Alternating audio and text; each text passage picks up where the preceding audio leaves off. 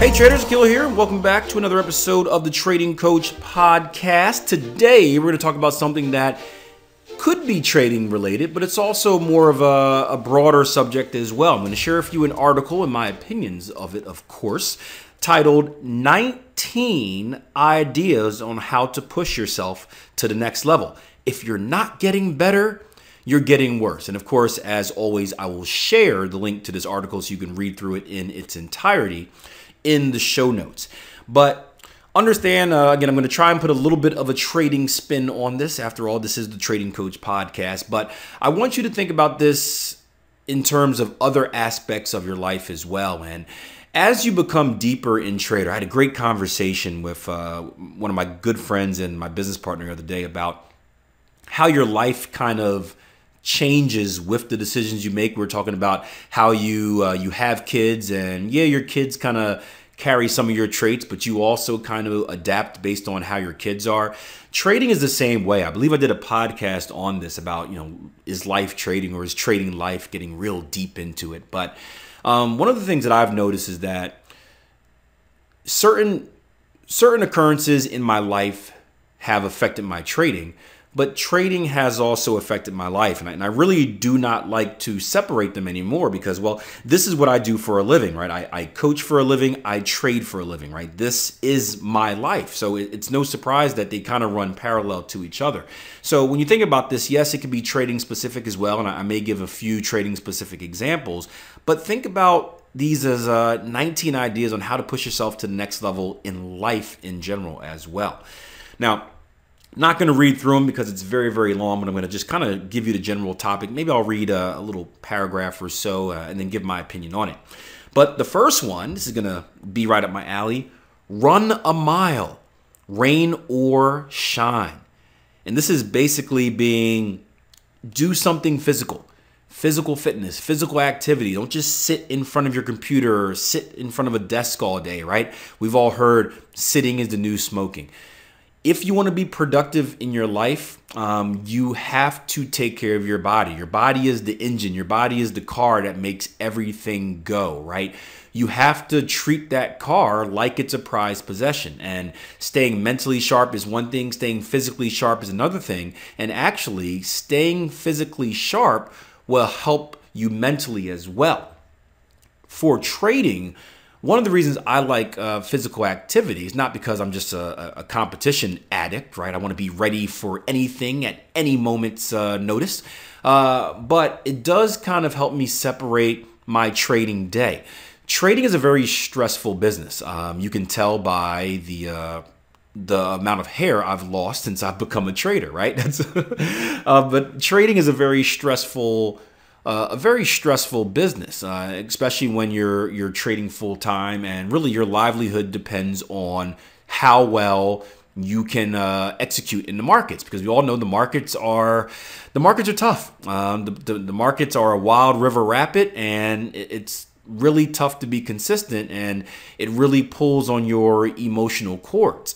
But one thing that physical activity does is it fires off endorphins, and basically that's kind of like a drug that a chemical drug that your brain produces, which says, I feel good, life is better.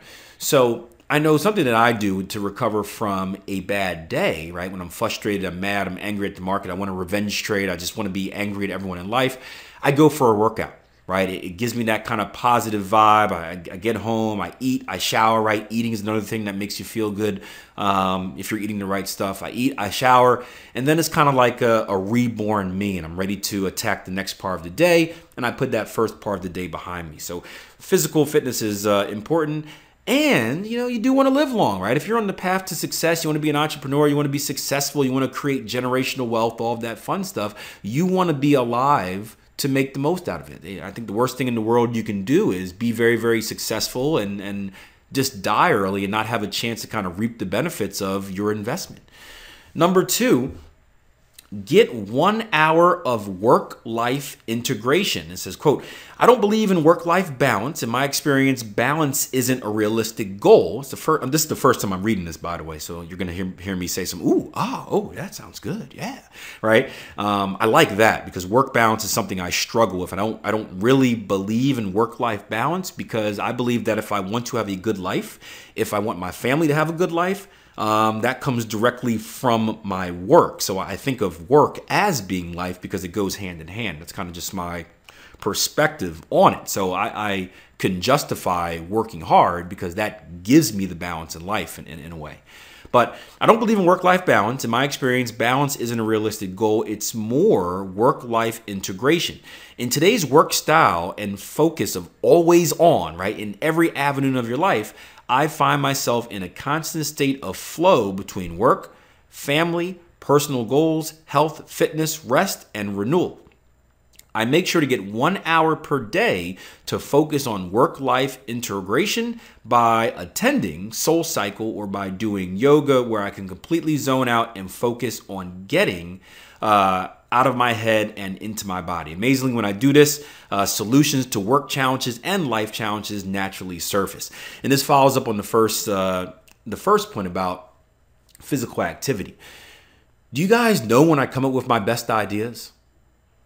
Just as the author wrote, when I zone out, when I go on a long run, I got music playing and I'm kind of away from like the physical part of work. I'm away from the family, the physical part of life. And it's just me and my thoughts, right? This is before the pain comes because at the end of the run, it's all pain, right? But like in that sweet spot, the middle of the run, my mind just is allowed to wander freely.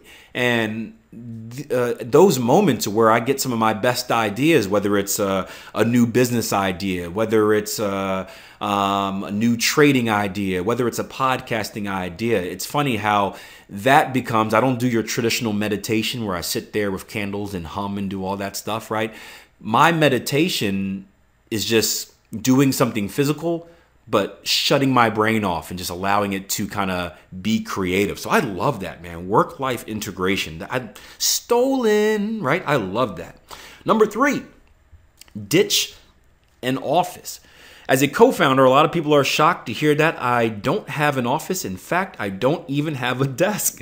The reason is twofold. First, our company is growing at a rapid pace, and to ensure my team gets the most out of their workplaces, I've forfeited my office and desk. The second reason is that this setup actually allows me to float around to get to know each person in the company, and it inspires creativity. So obviously this is going to be different depending on what you're doing in life. As a trader, we need an office, right? We need a computer. We need something. I guess we don't need an office. We can trade from wherever we want in the world, which is good. But you need a place to sit down. You don't need your traditional office. I actually feel a little bit of the opposite. I have a home office. I do have an office in the city now, so I kind of bounce back between both. And I recently did a podcast talking about kind of I think it was titled "What They Don't Tell You About Working from Home."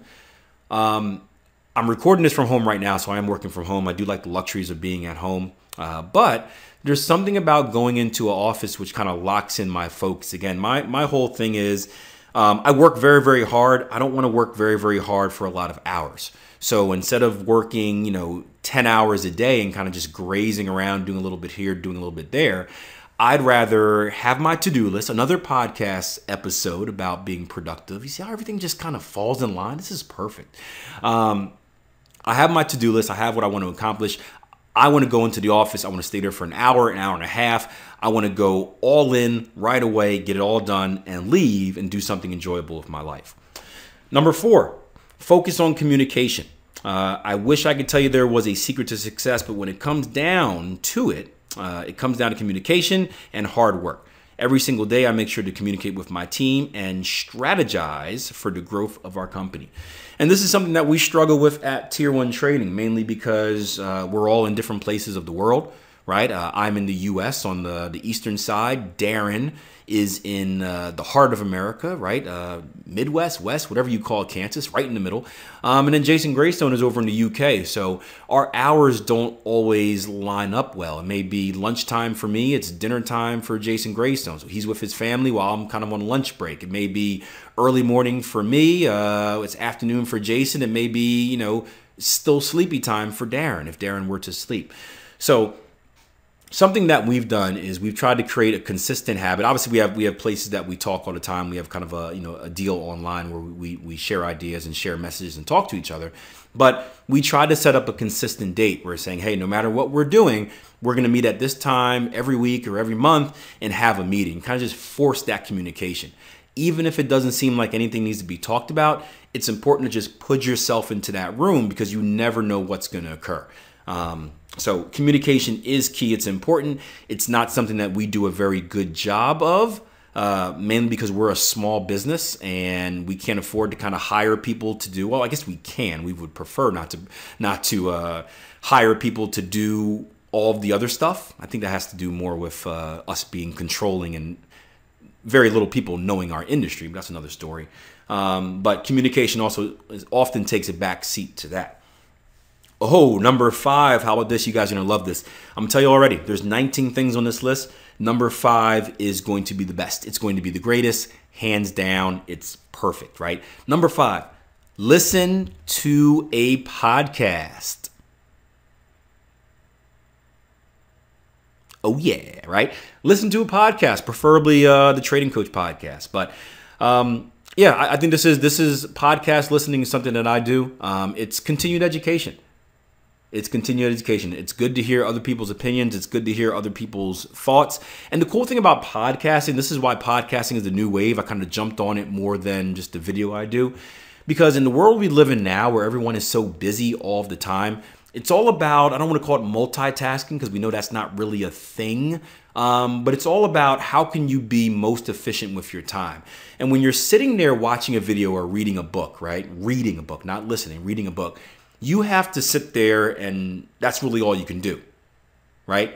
When you're listening to a podcast, you can kind of do more than one thing, right? I listen to a podcast on the way into work. So a 15-minute commute into work, I get 15 minutes of podcast in. If I'm on a run, I can listen to a podcast. A bike ride, I can get 3 hours of an audio book on a bike ride or 3 hours of podcasting, doing work around the house, stuff like that. You can listen to a podcast and do other things at the same time, which makes a very efficient use of your time. 6, this is going to be kind of like number 5, skip the music and listen to an audiobook on your way to work. So we don't need to read that. 7, plan to prepare. Too often we miss opportunities to be our best and make the most of our time with others because we didn't find time to prepare. Granted, most leaders are pretty good at winging it, directing meetings on the fly, or presenting ideas, but we can be much more effective and use everyone's time more efficiently when we deliberately set aside time to prepare for our next meeting, presentation, or project. It's not easy to find extra time in a day, so rather than hoping you'll find the time you need when you need it, block that time out. You want to prep for your calendar and schedule 15 minutes before, or schedule blank spaces 15 minutes before and 15 minutes after your meeting. And this kind of follows up on, just force yourself to do it. Put it in a schedule. You put it in a schedule, you're more likely to do it. Force yourself to do it. Have that time open for communication. If you don't use it, if something comes up, well, now you have a half an hour to do something else. You can always play catch up, but try to plan things in advance. It's better to be over prepared than be under prepared. Trust me. Number 8, get up and get around. It's easy to get stuck all day sitting at your desk. I mentioned earlier to you guys, sitting is the new smoking. That's kind of the buzz thing right now. It's easy to be stuck at your own desk all day or in conference rooms. I've learned to avoid this fate by turning one-to-ones into walks and talks and doing laps around the office while on call, right? Physical activity, it's key. It gets the blood flowing. It's good for your health. I have a standing desk, which I prefer to use, right? One of the reasons is it keeps the blood flowing, right? It keeps me sharp in the markets. I also, in my trading, I plan breaks every, when I was just trading for myself, it was like every 30 minutes. Now it's about every 45 minutes to an hour. I plan breaks because it's very easy to zone out, to sit there and think you're doing something, but you're really running on autopilot, right? 2 examples. I remember as a kid in college, right? It was 45 minutes was my limit. My attention span lasted 45 minutes, not a second more. And I remember we used to have 50-minute periods in class. And as soon as we got to the 45-minute mark, boom, I was zoned out. In colleges, sometimes we had hour and 15-minute classes. As soon as we got to the 45-minute mark, nothing else mattered. I was zoned out. That's all I can pay attention to. So I need to take breaks. I need to kind of break that OODA loop up, right? It's the same thing driving, right? Have you ever been on a drive and you go through autopilot and before you know it, you're at your destination? You're like, I don't remember turning left or right, right? You zoned out.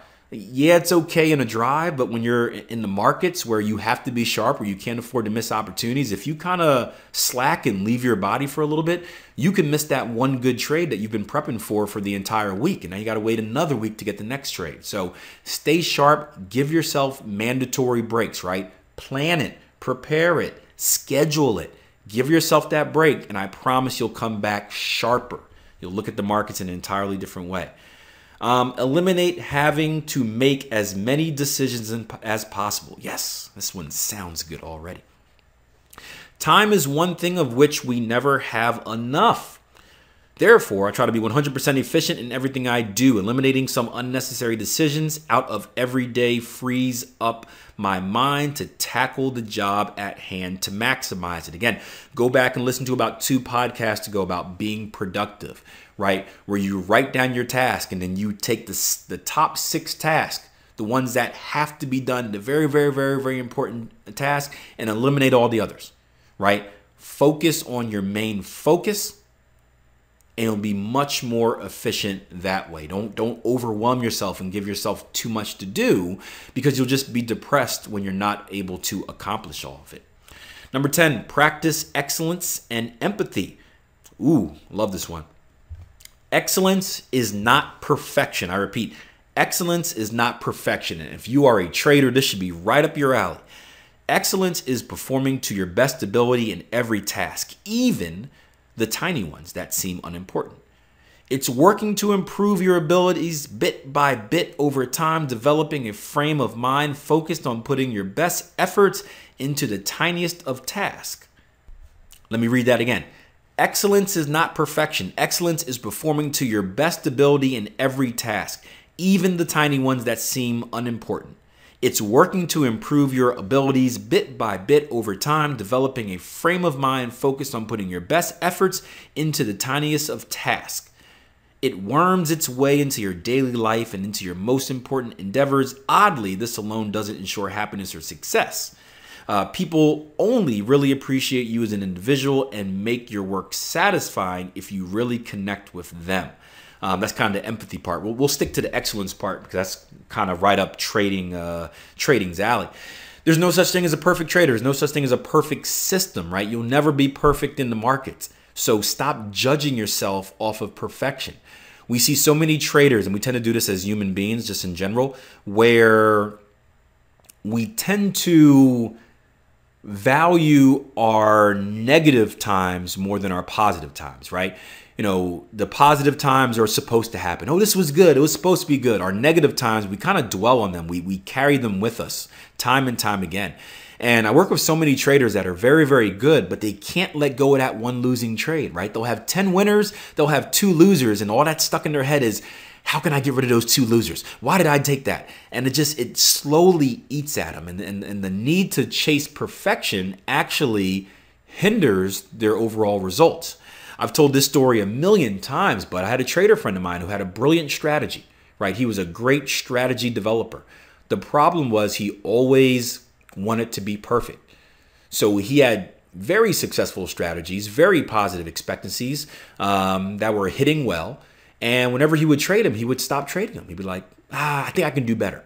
And I think I can do better. And he ended up never trading to this day, because he kept chasing that perfect strategy. And eventually, as he got closer to quote unquote perfection in the market, which was, a higher win percentage is how he judged it, his expectancy actually went down and his system became less and less profitable. And then as it became less and less profitable, he wanted to find a way to become just as profitable as it was originally, but also maintain a high win percentage. And that matrix just doesn't work.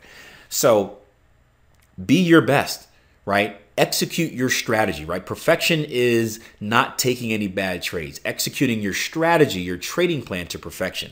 That is perfection in the market. And if you can work a little bit more to that each and every day, you're going to be golden. My personal story was I did some soul searching, and I found out that the reason I was so bad at trading was because it wasn't my system. It was me. I was making mistakes. And my goal was to just work harder on eliminating those mistakes. And, I would come into the office each and every day and just say, okay, Akil, I'm gonna get a little bit better today, right? It's called the Kaizen Philosophy of continuous improvement, right? Small changes on a daily basis. And it took a while, it didn't happen overnight, but eventually I eliminate those mistakes and I turned myself into a consistently profitable trader. So just be a little bit better each day. Kaizen Philosophy, I live by that. Number 11, mentor your kids. Our business is a family business. My parents helped me start it at the age of 24 years old, out of their garage, blah, blah, blah. I'll take it from here. Mentor your kids, right? Teach your kids skills. No matter what business you're in, whether it's trading, whether it's in real estate, whether it's in customer service, retail, HR, right? There are some skills that you're learning at your business, right? Leadership, communication, organization, time management. Teach your kids that. I plan on teaching my kids the value of money, not necessarily trading, but what money is, how to use money, how to value it. A few years back, I started investing in hard asset gold and silver. So I've got a whole bunch of gold and silver blocks and coins hanging around somewhere in the house. Yes, that is an investment for me against doomsday and the eventual robot or zombie apocalypse, or alien apocalypse, I should say. Longtime followers, you know exactly what I'm talking about. But it's also a way to teach my kid about the value of money. When the time comes, I can give him this gold coin and say, hey, here is how much your dad spent on this coin. Here is how much it is worth now. And then go through kind of the, hey, if you hold this, it may be worth this, it may be worth that. It may increase, it may devalue. My parents did the same things to me with bonds, right? They bought bonds for like my 10th birthday or something like that. I wasn't allowed to hold them until I was 18, and they explained to me, they gave me the whole appreciation table and whatnot and said, hey, you can cash these out right now at 18 and they're going to give you this much money. But if you let them appreciate for another 5-10 years, they'll be worth this much. And they put it in my hands. It was my choice to make that financial decision, but they taught me how to value money. And guess what I did? Cashed them right away, baby. No, I'm joking. I held them because I didn't need, I forgot how much they were, maybe a couple $1,000s. I didn't need that couple $100s, a couple $1,000s at the time. And for me, it was just the better investment to say, okay, well, I don't need this, so why would I cash it just to buy something silly, the next PlayStation, PS4, or something like that? No, I'll just hold them for 5-10 more years. They'll be worth that much more. And basically, I'm making money to just hold on to these little pieces of paper and not lose them, right? So I think that's very important to mentor your kids. I know Jason Grayson does a good job of teaching his kids, I think, once a week about the markets and just how they work, how money works. They don't teach it in school, so we've got to teach it as parents. Very important. Number 12, take advantage of informal interactions with your team. We're going to skip past this one. We're already about 25 minutes in, but don't let it always be about business. I do this in track coaching all the time, and when working with athletes, right? It's very easy just to be the coach where it's like, hey, do this, hey, do that, right? You try to connect with them on a personal basis. Right, I had a great seminar this summer called 3D Coaching, where it talked about getting the most out of your employees, getting the most out of your athletes. And the way you do that is connecting with them on a personal level. You're not just the boss, you're a friend, right? And I know that seems weird. You're not supposed to be friends if you're an employee, but I guess the better term is treat them like a human being. It's not just, hey, John, do you have those reports? It's, hey, John, how are the wife and kids doing?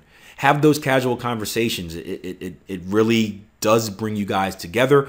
And as a boss, right, when your employees respect you, when they know that you actually care about them as a person, they are willing to work a lot harder for you.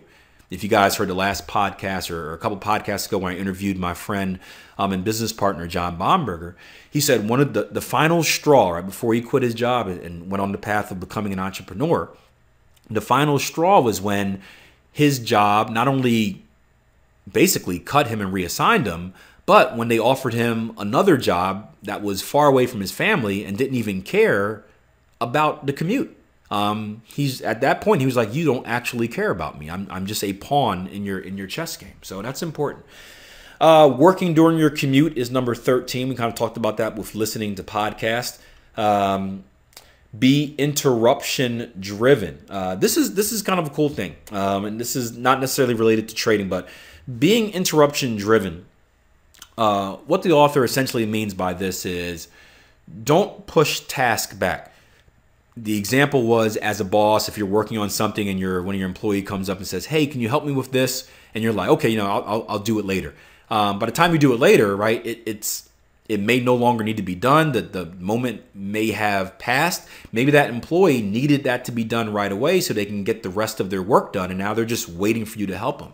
So don't be afraid to kind of put your personal task on hold to help someone else. It can actually be, it may not be as productive for you, small picture, and what you're doing, but bigger picture, you may actually be more productive by doing that.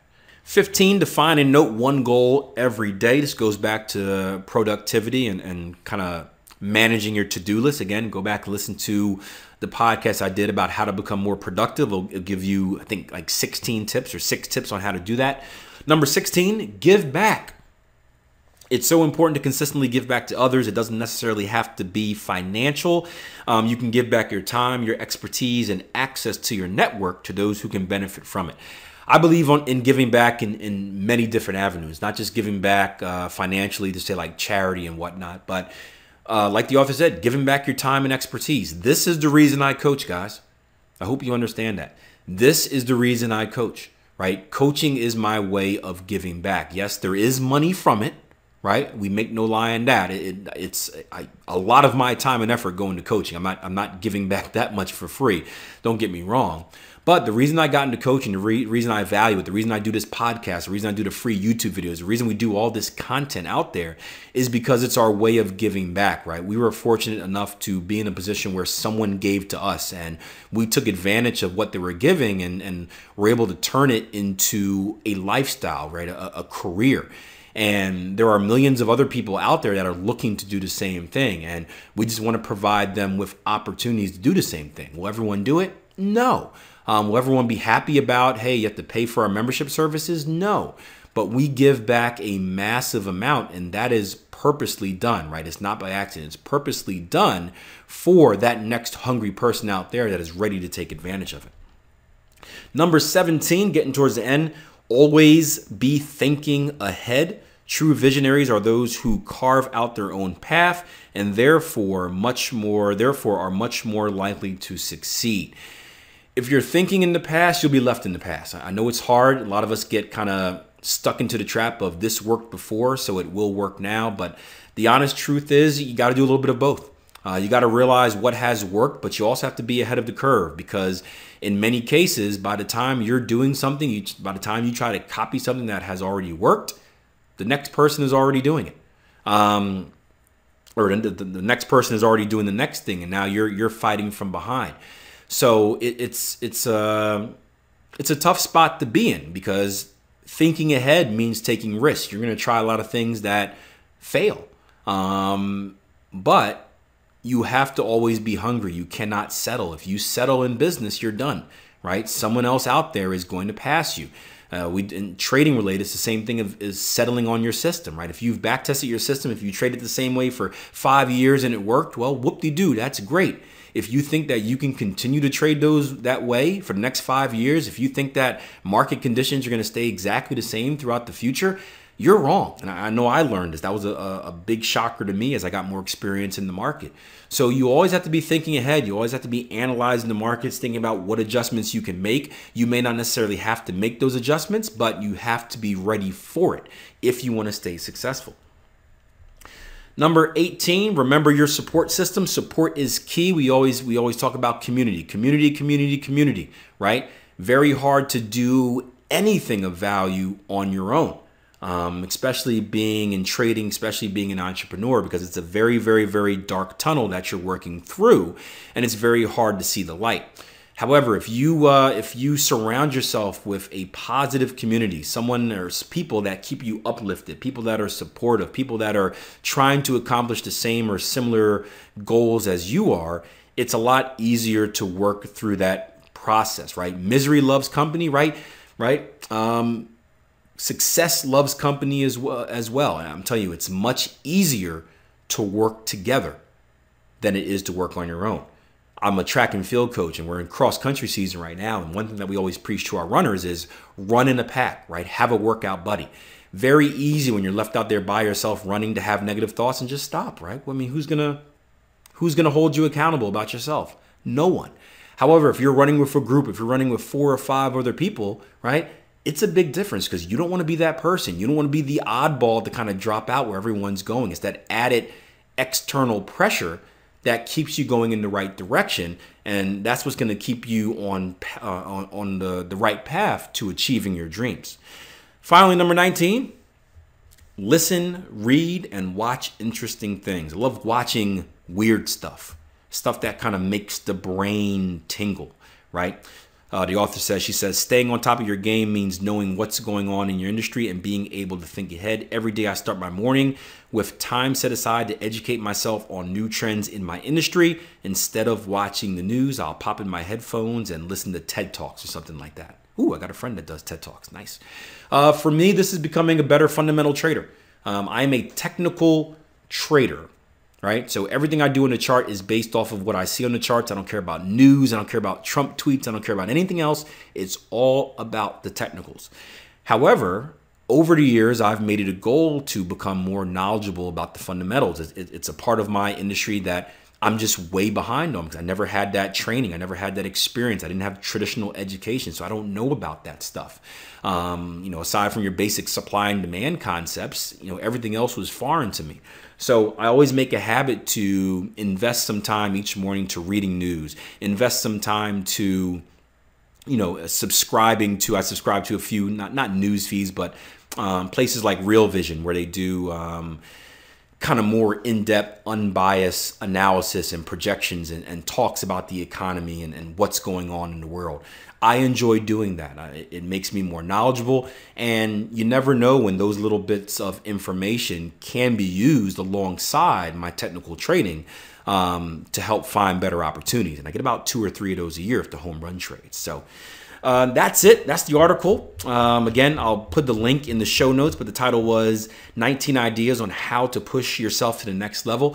Do this. If you guys have any ideas, any kind of things that you do to push yourself to the next level, let me know. I'll definitely share it with my followers. If you're on YouTube, just leave a comment under the video. If you're on the Twitter, Instagram, Facebook, just shoot me a message saying, hey, Akil, here's something that I practice as a boss. Here's something that I practice as an employee that seems to work. And I'd love to get the discussion going. If we can find one thing that works with one individual out there, who knows, that could be the thing to take them to the next level. So let me know what you think. I promise I'll share it.